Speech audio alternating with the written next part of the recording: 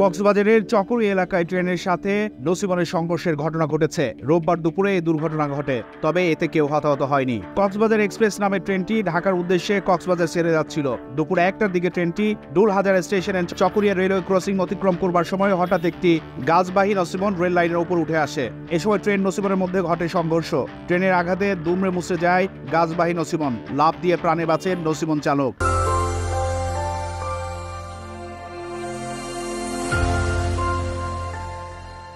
এই ঘটনার আধ ঘন্টা পর রেল লাইন থেকে বিধ্বস্ত নসিমনটি সরানো হলে ঢাকার উদ্দেশ্যে রওনা দেয় কক্সবাজার এক্সপ্রেস।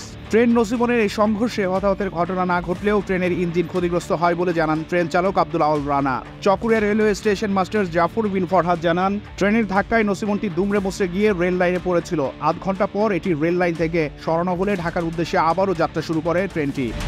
চট্টগ্রাম প্রতিদিন নিউজ ডেস্ক।